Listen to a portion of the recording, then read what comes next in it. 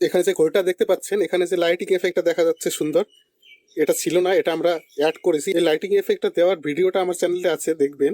খুব কম খরচেও খুব অল্প কয়েকটা সামগ্রী দিয়ে আপনারা বানিয়ে নিতে পারবেন আপনাদের বাড়ির দেওয়াল ঘড়িটা স্মার্ট বা রিচার্জেবল। তবে আজকে আরেকটা মডিফিকেশন করব, সেটা হবে রিচার্জেবল লিথিয়াম আয়ন ব্যাটারি দেবো। আমরা এই ঘড়িটা তো 1.5 ভোল্টের একটা ব্যাটারি দিয়ে চালাই, সেটা প্রত্যেক বছর বছর চেঞ্জ করতে হয় বা 6 মাস পর অন্তর অন্তর চেঞ্জ করতে হয়। তো আমরা যদি এরকম একটা লিথিয়াম আয়ন সেল দিয়ে দিই, তাহলে কিন্তু সেটা চেঞ্জ করতে হবে না। প্রত্যেকবার ব্যাটারি কেনার খরচাটা বাঁচাবো। তবে এই লিথিয়াম আয়ন সেলটা ডাইরেক্ট দিলে হবে না, কারণ এই লিথিয়াম আয়ন সেলটা 3.7 ভোল্টের। 1.5 ভোল্টের লিথিয়াম আয়ন সেল পাওয়া যায় না। এখানে দুটো মডিফিকেশন করতে হবে, সেটা হচ্ছে এই ব্যাটারিটাকে রিচার্জেবল বানাতে হবে। এখান থেকে 1.5 ভোল্ট যেন আমার ঘড়ির সার্কিটে যায়, সেই ব্যবস্থা করতে হবে।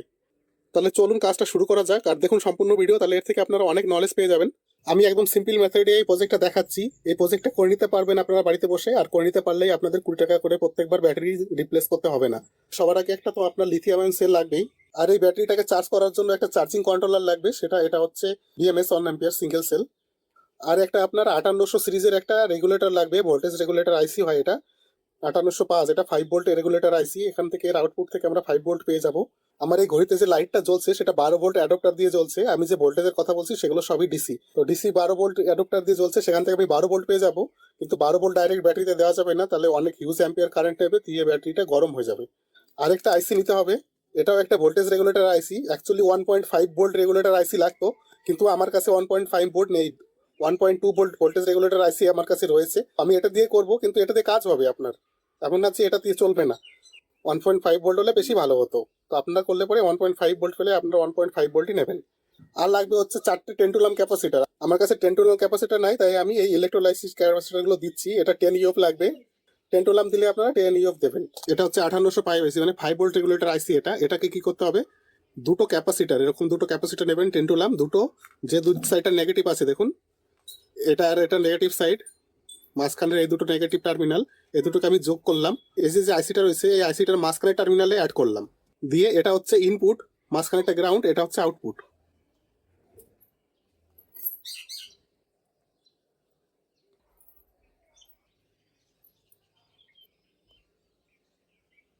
মাঝখানটা গেল গ্রাউন্ড, এদিকে একটা ইনপুট, এটা আউটপুট।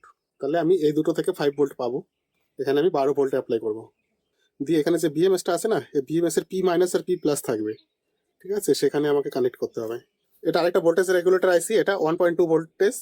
এটা কিন্তু আউটপুট ইনপুটটা একটু আলাদা আছে। দেখুন এর প্রথম যে টার্মিনালটা আছে এটা ইনপুট, মাঝখানেরটা আউটপুট গ্রাউন্ড। এই মাঝখানেরটা আর এটা হচ্ছে একটা সেম পিন।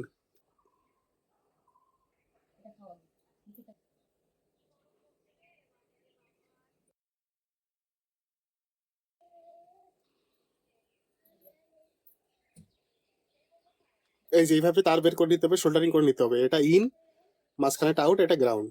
এই দুটো থেকে আমি 1.2 ভোল্ট পেয়ে যাব। এবার হচ্ছে এই বিএমএসটা এই ব্যাটারির সঙ্গে কানেকশন করতে হবে। এখানে আপনারা দেখুন বি প্লাস আছে, বি প্লাসটা এদিকে ব্যাটারির যে বি প্লাস আছে সেদিকে কানেক্ট করতে হবে। এটা বি প্লাসের কানেকশনটা করলাম, আর বি মাইনাসের কানেকশনটা এখানে করে দেবো। এখানে আমি আউটপুটে ভোল্টেজ পাচ্ছি 3.7। এবার যে দুটো আইসি আমরা করলাম, এখানে দুই সাইডে জুড়ে দেবো। এবার এখান থেকে বেশি ধ্যানপূর্বক দেখবেন সার্কিটটা। এখানে যেটা দুটো গ্রাউন্ডের কানেকশনটা আগে সেরে দেবো।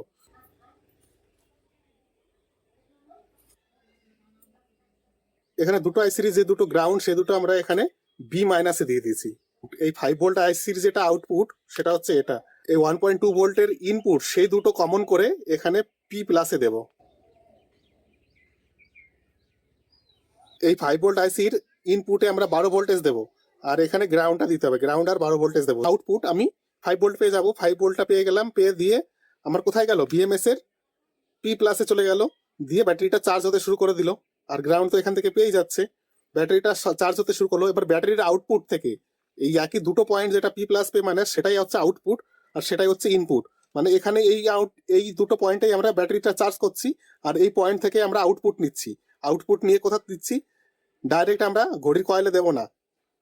এখানটা থেকে আমি এই যে আইসিটা, এটার ইনপুটে দিলাম।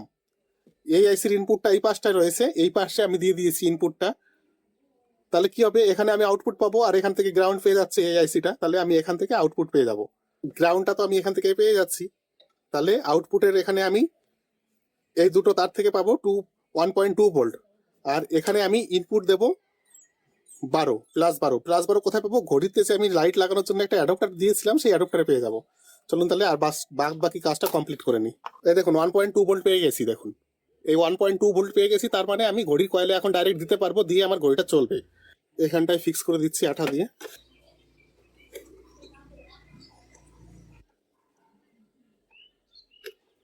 দেখুন এই দুটো তার লাগানোর সঙ্গে সঙ্গে কিন্তু ঘড়িটা চালু হয়ে গেছে। দেখাচ্ছি আপনাদেরকে, উল্টো দিক ভালো করে দেখলে বুঝতে পারবেন যে ঘড়ির গিয়ার গুলো ঘুরছে। অ্যাকচুয়ালি এটা সেকেন্ডের কাটা নেই, ওই জন্য আমি দেখাতে পাচ্ছি না সামনে।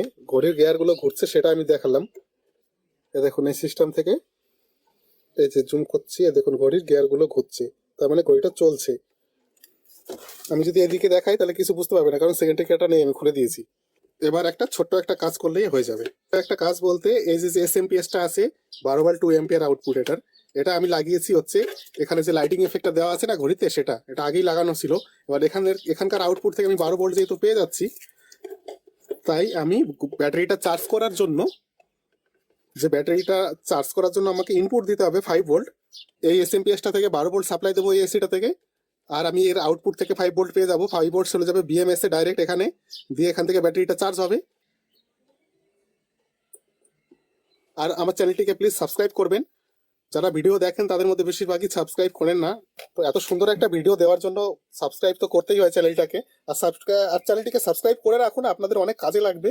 অনেক ভালো ভালো প্রজেক্ট আমি নিয়ে আসি। এবার দেখুন এখানে লাইটটা জ্বলছে, খুব সুন্দর গ্লোয়িং এফেক্ট দিচ্ছে। আর হচ্ছে আপনার এখান থেকে আমি 12 ভোল্ট পেয়ে যাব। এখানে দাঁড়ান, এখানে দেখাচ্ছি ভোল্টেজটা চার্জ চেক করে দেখাচ্ছে, এই কারণে যে এটা চার্জ নিচ্ছে কি নিচ্ছে না সেটা দেখানোর জন্য চেক করছি। এটা হচ্ছে গ্রাউন্ড, এখানে পাবো 10 ভোল্ট পাচ্ছি, 12 ভোল্ট নেই। ওই ধরুন 12 ভোল্ট ড্রপ করেছে এই সার্কিটটার জন্য, লাইটটা লাগানোর জন্য। এখানে একটু ভোল্টেজটা ড্রপ করে গেছে।